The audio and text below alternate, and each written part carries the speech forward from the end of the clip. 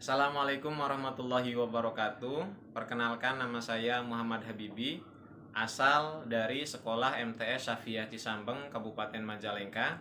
Saya adalah mahasiswa dari UIN Sunan Gunung Jati Bandung dalam program PPG dalam jabatan tahun 2021 angkatan pertama. Dalam kesempatan kali ini saya akan mempresentasikan video untuk memenuhi ujian kinerja angkatan pertama. Terima kasih. Assalamualaikum warahmatullahi wabarakatuh. Assalamualaikum warahmatullahi wabarakatuh.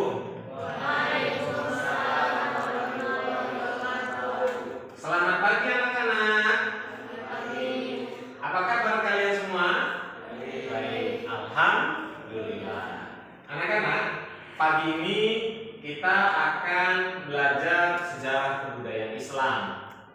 Ya, alangkah lebih baiknya sebelum kita belajar, mari kita awali kegiatan ini dengan sama-sama membaca doa terlebih dahulu ya. Ikutin Bapak. Bismillahirrahmanirrahim. Bismillahirrahmanirrahim. Raditu billahi robba Raditu billahi robba. wa bil islami dina Wa bil islami dinan. wa bi Muhammadin nabiyya wa rasulah.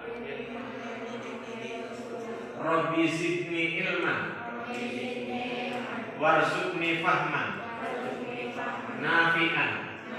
Amin ya rabbal alamin.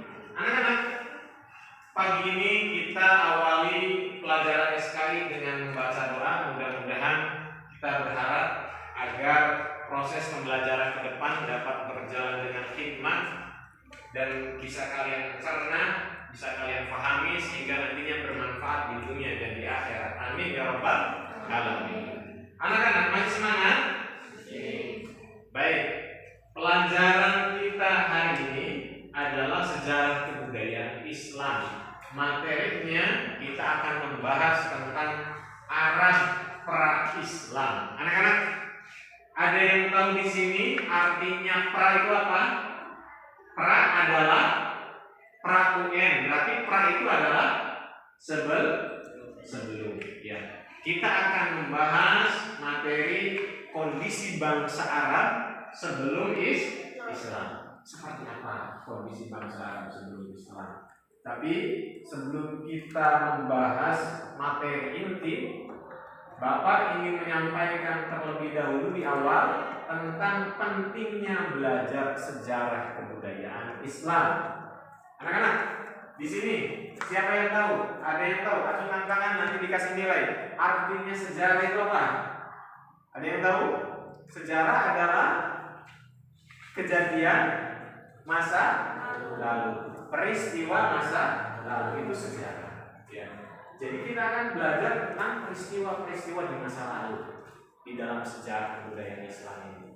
Tapi kita materinya hanya akan membahas tentang kebudayaan Islamnya saja. Ya, tidak membahas tentang sejarah secara umum, tapi kita akan membahas tentang sejarah kebudayaan Islam. Nah, anak-anak, manfaat belajar sejarah itu apa? Kalau anak-anak amati, ya, apa yang terkandung di dalam Al-Quran, 1/3-nya, ya hampir 1/3-nya itu di dalamnya berbicara tentang sejarah. Ya, Allah menceritakan kisah-kisah kejadian masa lalu. Allah menceritakan kisahnya Nabi Musa. Allah menceritakan kisahnya Bani Israel.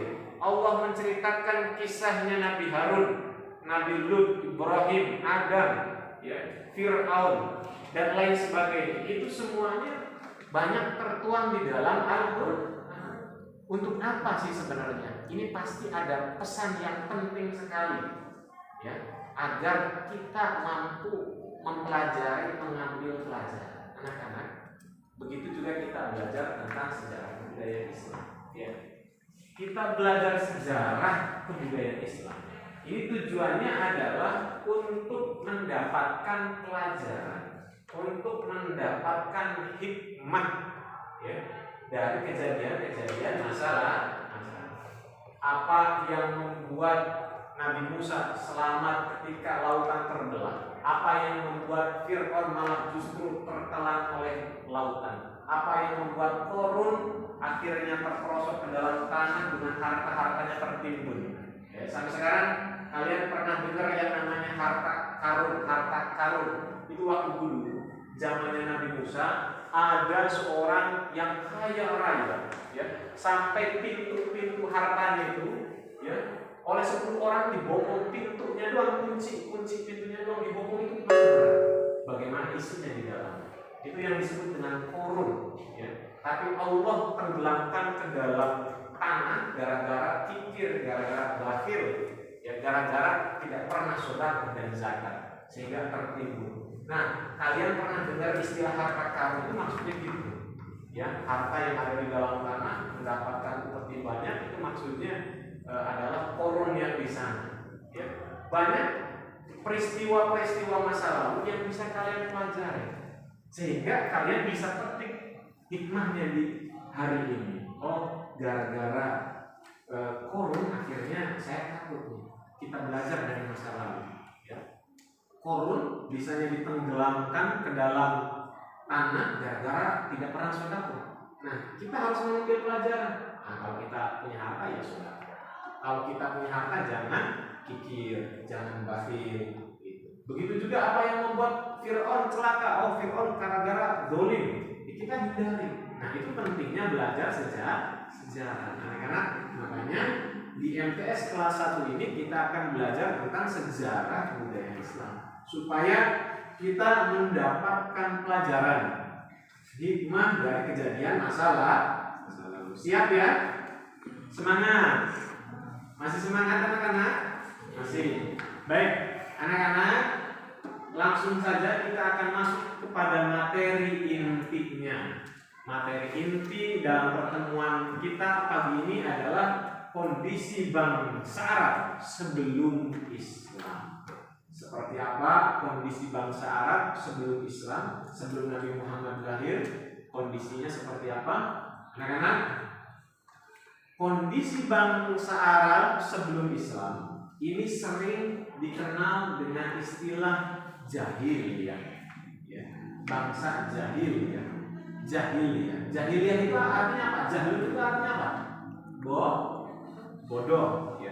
Jadi orang bangsa Arab sebelum Islam hadir di sana, sebelum Nabi Muhammad lahir di sana, kondisi bangsa Arab itu terkenal dengan bangsa jahiliyah. Bangsa jahiliyah itu bukan berarti orang-orangnya bodoh-bodoh, bukan berarti mereka nggak bisa 1 tambah 1 2. Mereka bisa, pintar dalam hal ilmu pengetahuan, tapi mereka jahil, bodoh dalam hal tauhid, moral dan akhlak. Anak-anak, orang-orang jahiliyah kondisi dulu Arab, kalau seandainya melahirkan bayi perempuan, itu mukanya marah, nggak suka, kecewa, tidak suka. Bahkan dikubur hidup-hidup bayi perempuan tersebut, dibunuh. Karena apa?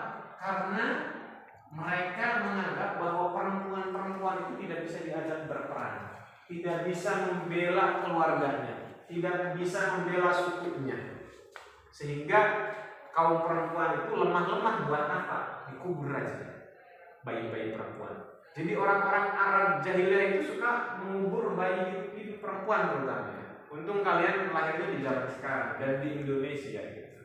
Perempuan sangat dijunjung tinggi harkat derajatnya. Berbeda ketika bayi yang lahirnya adalah laki-laki. Ketika bayi yang lahir adalah seorang laki-laki, keluarganya senang, ya, gembira. Karena apa? Karena laki-laki kelak akan bisa membela keluarganya, diajak perang, bisa diajak gula, bisa diajak membela keluarganya. Itu laki-laki. Sehingga itulah kondisi bangsa Arab sebelum Islam tuh kayak gitu, suka mengubur bayi perempuan yang hidup-hidup. Udah karakter orang Arab itu keras-keras, mudah tersinggung, gampang emosi, dan sekalinya peperangan itu, ya, sampai turun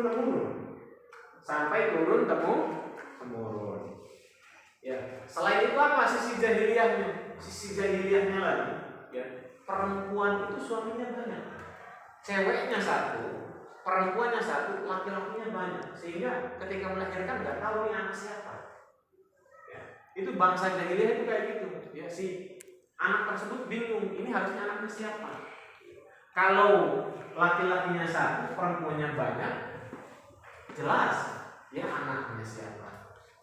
Ini mah perempuannya satu, tapi laki-lakinya banyak. Satu untuk semua perempuannya itu. Ya, itu jahiliyah banget. Itu kondisi ya bangsa Arab. Ya, sebelum Islam. Terus kemudian dari sisi tauhid. Dari sisi tauhidnya apa? Ada cerita yang sangat miris didengar. Dengarkan baik-baik. Bisa dibayangkan sama kalian. Ya. Bisa dibayangkan sama kalian. Kondisi bangsa Arab itu, masyarakatnya itu suka berdagang ke luar negeri, dari Mekah ke Yaman, dari Mekah ke Persia, dari Mekah ke Syam, ya, suka berdagang. Li'ilah fi Quraisy, ya. Jadi orang-orang Quraisy itu suka berpergian siang malam, ya musim panas, musim hujan juga suka berpergian, pergi berdagang. Sudah menjadi kebiasaan bagi mereka kalau pulang dari dagang itu membawa oleh-oleh berupa patung berhala ditaruh di Ka'bah. Sampai-sampai di Ka'bah itu ada berhala, ada patung 360 jumlahnya patungnya itu. Bahkan ketika mau berangkat juga mereka suka kadang bawa patung-patung berhala di dalam perjalanan dengan anggapan si berhala tersebut bisa membawa keuntungan dalam perjalanan dagang. Ya. Ceritanya ada pedagang jahiliyah itu mau membuat berhala, tapi berhalanya tersebut terbuat dari gandum, dari roti, dari roti. Di paha kepalanya dibentuk, tangannya dibentuk, kakinya dibentuk.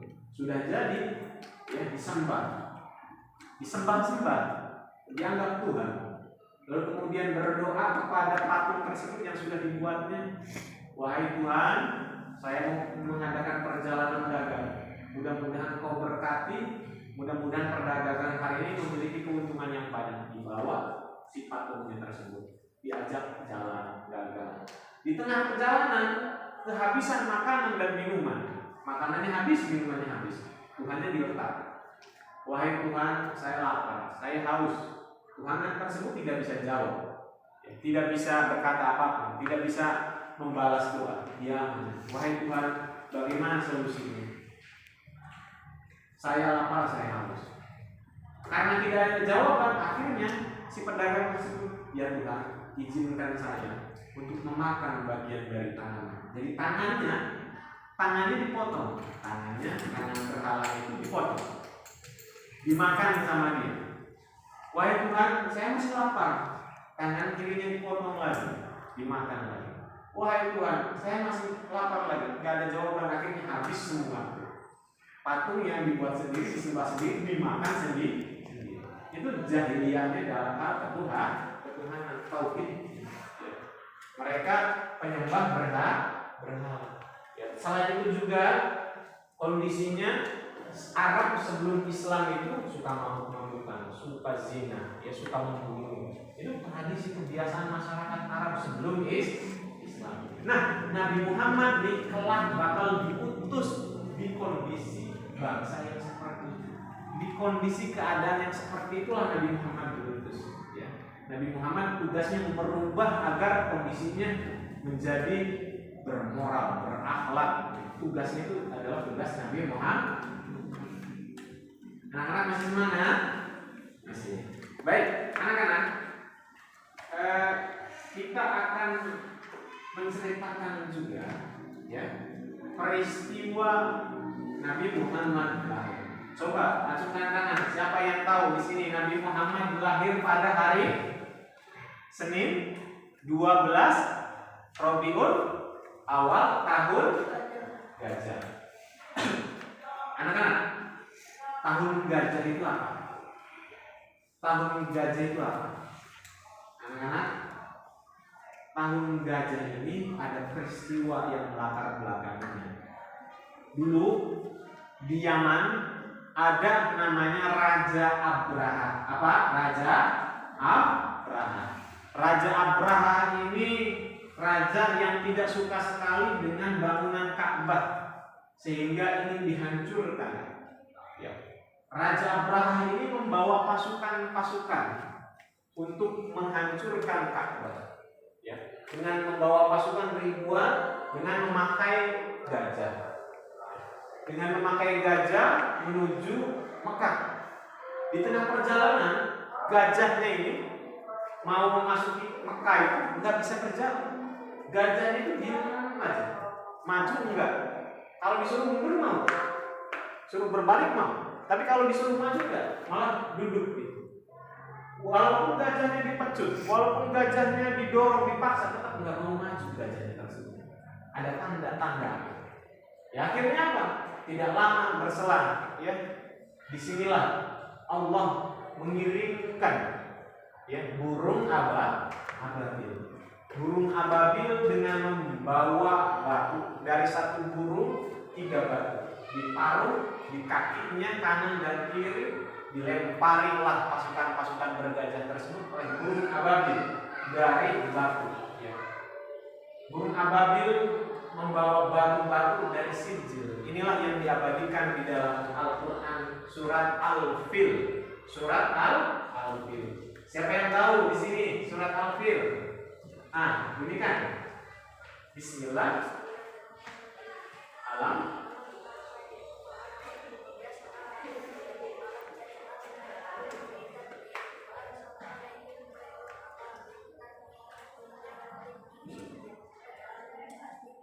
Bagus, tepuk tangan anak-anak.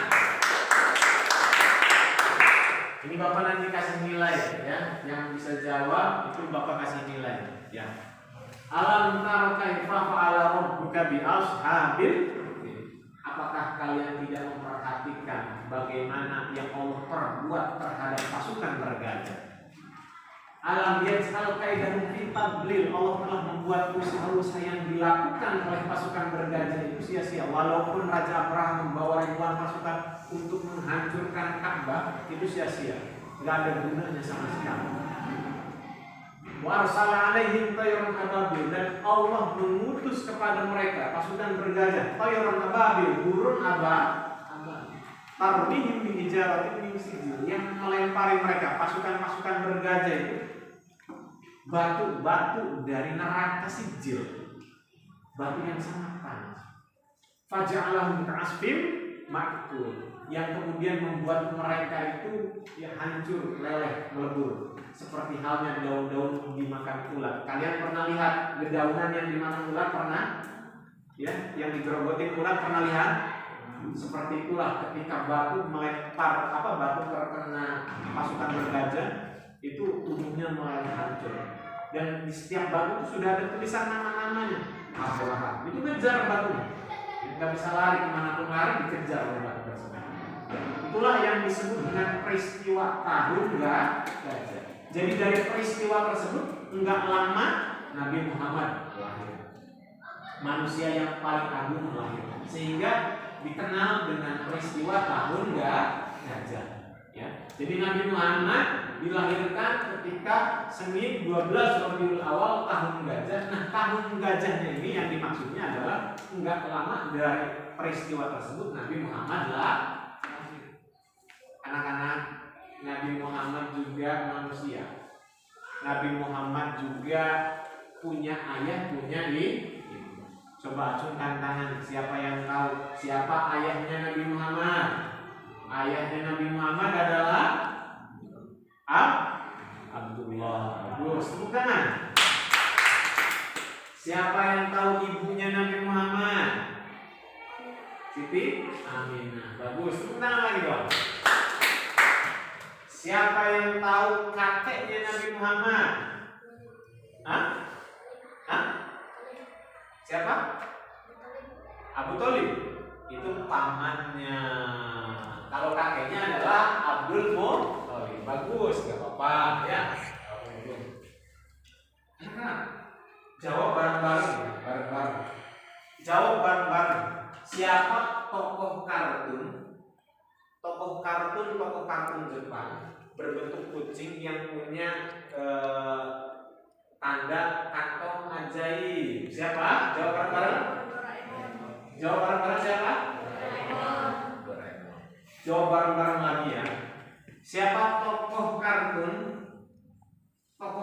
ninja yang paling terkenal yang punya teman namanya Sasuke dan Sakura? Siapa namanya? Jawab bareng-bareng siapa? Naruto. Anak-anak jawab bareng-bareng. Benar. Siapa cucunya Nabi Muhammad? Hasan. Baru satu orang. Sisanya kemana? Generasi sekarang itu lebih banyak tahu ya, malah tokoh-tokoh kartun ya, tokoh-tokoh di luar Islam, tokoh-tokoh di Islam sendiri nggak ada yang tahu karena kurang belajar. Ya, ini sangat miris. Dari sekian orang yang jawab satu orang. Tapi kalau ditanya siapa tokoh kartun, jawabnya bareng-bareng. Itu tandanya kalian ya banyak yang harus dipelajari lagi tentang sejarah budaya Islam. Ya, ini generasi sekarang sungguh prihatin. Ya, kalau tidak belajar sejarah Islam, mau siapa lagi yang akan mempelajarinya kalau bukan kita? Ya, baik anak-anak, Nabi Muhammad itu juga manusia, lahir dari seorang ibu, punya ayah, punya ibu juga. Ya. Nabi Muhammad juga kalau lapar ya makan, kalau haus ya minum, kalau terkena sayangan pedang ya berdarah. Sama, Nabi Muhammad juga manusia. Tapi bedanya Muhammad ini adalah calon yang sudah disiapkan oleh Allah untuk menjadi nabi, sehingga dari kecilnya pun sudah dipersiapkan. Dari kecilnya pun terbebas dari dosa, tidak pernah melakukan kesalahan, tidak pernah melakukan perbuatan maksiat, tidak pernah melakukan keburukan. Itu dari kecil. Karena ada peristiwa yang sangat penting sekali. Ya, ini ketika usianya Nabi Muhammad 3-4 tahunan, ketika masih kecil, dan itu masih di dalam susuannya Halimatus Sa'diyah. Ya. Ketika karena ibunya Siti Aminah ini sibuk, ibunya dititipin ke Halimatus Sa'diyah. Ya. Di Halimatus Sa'diyah punya anak juga. Halimatus Sa'diyah lagi main sama anak Halimatus Sa'diyah, lagi main ke kebun. Ya. Muhammad kecil dengan anaknya Halimah main di kebun. Ketika waktu main, Nabi Muhammad diculik, dibawa oleh dua makhluk yang berbaju putih, yang berjubah putih. Muhammad kecil dibawa, terus kemudian diletakkan di batu besar terlentang. Yang satu berkata, si makhluk putihnya tersebut, apakah ini orangnya? Si makhluk yang putihnya lagi menjawab, ya ini orangnya. Enggak lama, Muhammad kecil dibelah dadanya, diambil hatinya, dicuci, dibersihkan. Dari kecilnya Nabi Muhammad kecil itu sudah dibersihkan hatinya dari kotoran-kotoran penyakit-penyakit hati. Dari kecilnya benar-benar sangat dijaga, sehingga Nabi Muhammad itu adalah maksum, terbebas dari dosa, tidak pernah berbohong sedikit pun, tidak pernah berbuat maksiat sedikit pun. Dan ada kisahnya lagi anak-anak. Ketika Nabi Muhammad usianya belasan tahun, usia SMA, ya, waktu itu teman-temannya ngajak untuk nonton konser, karena ada yang hajatan di sana itu biasanya ngundang ya penari-penari yang pakaiannya seksi, menari, joget-joget. Muhammad itu diajak ayo nonton. Tapi apa yang terjadi? Nabi Muhammad tidak jadi nonton. Karena apa? Karena Nabi Muhammad diberikan rasa kantuk yang hebat sehingga ketiduran, tidak jadi nontonnya. Itu benar-benar dijaga banget, tidak pernah melakukan kesalahan, bahkan matanya pun tidak pernah melihat ya, hal-hal yang diharamkan oleh Allah. Itu Nabi Muhammad kecil, ya, Nabi Muhammad kecil. Anak-anak, ya, sampai sini ada yang mau bertanya? Yang mau bertanya? Tadi siapa yang mau bertanya? Siapa? Acungkan tangan. Yang mau bertanya tadi siapa? Ya. Kenapa disebut bangsa jahiliyah? Baik. Ya, bagus pertanyaannya. Ini tepuk tangan dulu dong, tepuk tangan. Berani bertanya ya, berani bertanya. Apa yang dimaksud dengan bangsa jahiliyah? Siapa yang tahu? Ada yang jawab? Bangsa jahiliyah. Kenapa disebut bangsa jahiliyah? Karena satu bangsa. Apa? Karena saat itu bangsa apa? Apa? Masih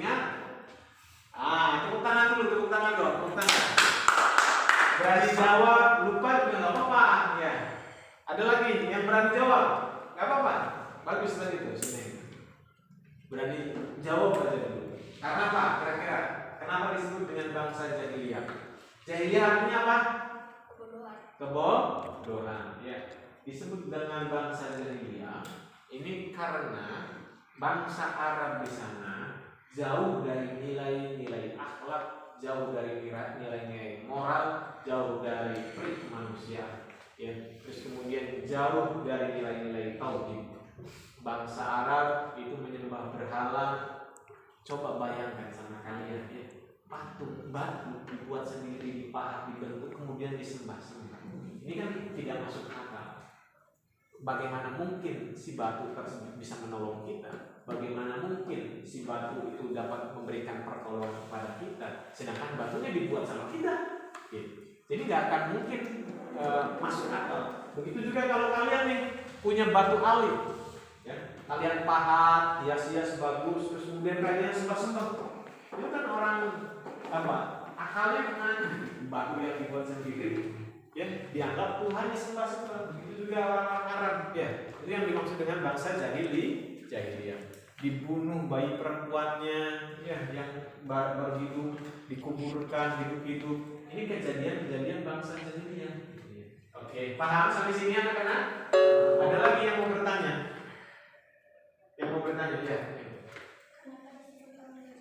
Oke, nah tadi ya. Siapa yang mau menjawab kenapa disebut tahun gajah? Nabi Muhammad lahir pada tahun gajah. Alasannya karena apa? Ada yang tahu? Kenapa disebut tahun gajah?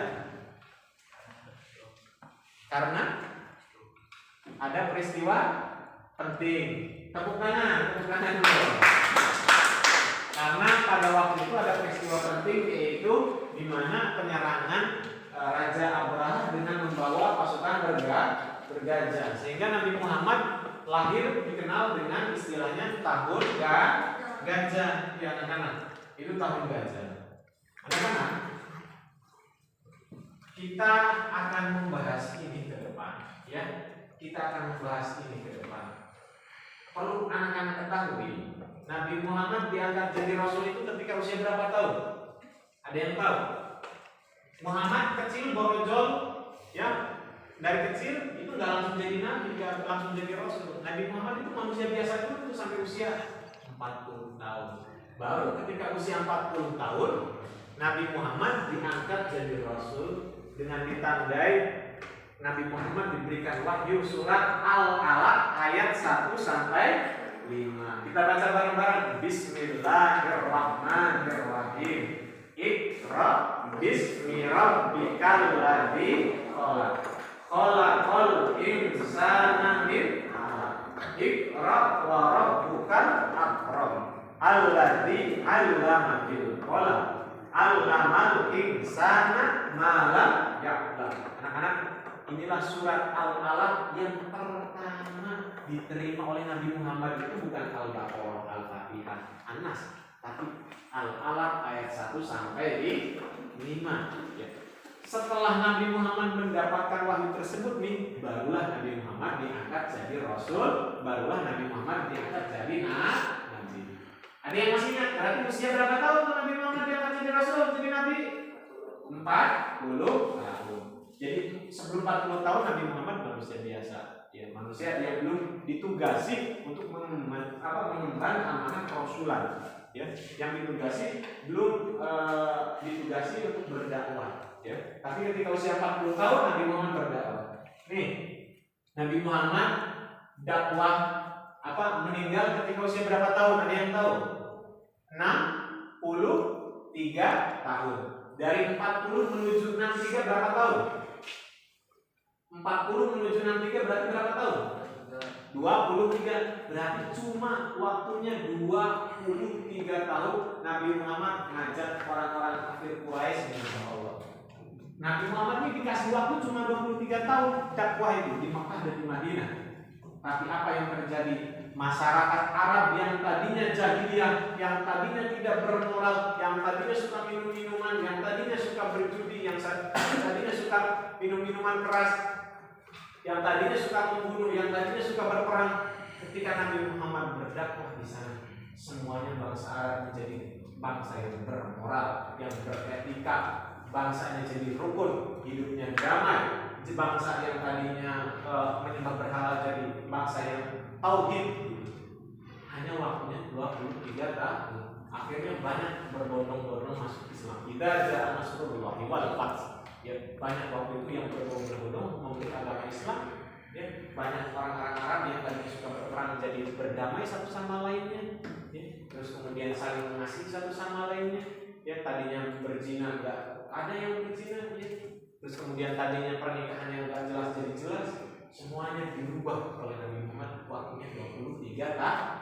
Bayangkan Nabi itu dakwah, dia siang malam ngajak kepada Allah. Nabi Nuh itu waktunya 950 tahun. Nabi Nuh diecek, Nabi Nuh dihina, Nabi Nuh 950 tahun, sehingga akhirnya bosan. Ya Allah, saya sudah siang malam selama 950 tahun ngajak kaum saya untuk menyembahmu, hanya sedikit, cuma ada 12 orang. Cuma ada 12 orang yang percaya. Ya Allah, binasakanlah orang. Akhirnya Nabi Nuh diperintahkan untuk membuat kapal besar. Nabi Nuh mengangkut 12 orang, kemudian mengangkut hewan-hewan yang masih bisa diangkut. Banjir besar, semuanya binasa. Nabi Nuh dakwah itu lamanya 950 tahun. Ya, tapi pengikutnya 12 orang. Nabi Muhammad waktunya 23 tahun bisa merubah keadaan bangsa Arab yang jahiliyah, yang bodoh, menuju bangsa yang berperadaban, bangsa yang disegani, bangsa yang dihormati, bangsa yang ditakuti. Itu anak-anak. Jadi pelajaran sejarah kebudayaan Islam pagi ini ya tentang Arab pra-Islam. Kita akan membahas tentang Arab pra-Islam, sirah nabawiyah ke depannya. Ya. Terima kasih untuk anak-anak semua yang sudah aktif dalam proses pembelajaran. Bapak apresiasi, nanti Bapak kasih nilai. Ya yang bertanya, ya yang menjawab, ini Bapak nanti kasih nilai ya. Tak lupa nanti pada pertemuan selanjutnya kita akan membahas tentang bagaimana biografinya Nabi Muhammad. Ya, biografinya Nabi Muhammad. Baik, anak-anak masih semangat ya? Kalau masih semangat, ya kita adakan kuis pertanyaan. Siapa yang menjawab, nanti Bapak kasih hadiah uang. Selain nilai, Bapak kasih hadiah uang. Ya, tapi dijawab, ya dijawab. Oke, dijawab. Siapa orang yang menyusui Nabi Muhammad waktu kecil? Siti Halimah. Siti Halimah. Halimah itu dia kurang tepat sebenarnya, jangan ada Sitinya. Udah nggak apa-apa, tepuk tangan dulu dong, tepuk tangan. Nanti jawabannya. Siapkan. Acungkan tangan lagi. Acungkan tangan lagi. Acungkan tangan lagi baik-baik ya. Siapa pamannya Nabi Muhammad? Abu Thalib. Siapa namanya nih? Namanya? Siti Soleha. Tepuk tangan untuk Siti Soleha. Ini udah 2 kali, udah dapat bonus uang juga, nilai juga. Waktu SD-nya kali berapa? Enggak ada. Wah. Tapi suka sejarah ya. Oke, baik. Anak-anak, Bapak mau tanya, siapa raja yang mau menyerang Ka'bah itu siapa? Raja Abraham. Namanya siapa? Roni. Tepuk tangan untuk Roni. Terima kasih. Nilai uang juga nih ya. Kemudian, ya 2 pertanyaan lagi. 2 pertanyaan lagi. Yang jawab berarti dia nyimak dengan baik apa yang Bapak jelaskan. Ya. Kalau yang tidur, yang nggak memperhatikan, yang melamun, itu pasti nggak paham nantinya ya. Bapak nanya lagi nih. Ya. Kapan Nabi Muhammad dilahirkan? Lengkap, yang lengkap.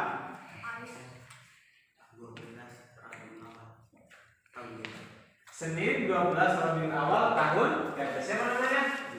Zilan. Tepuk tangan dong untuk Zilan. Terus satu lagi pertanyaan terakhir nih, rebutan nih ya, kasih nilai, kasih uang juga. Nih, ya simak baik-baik ya, simak baik-baik. pada usia berapa tahun Nabi Ibrahim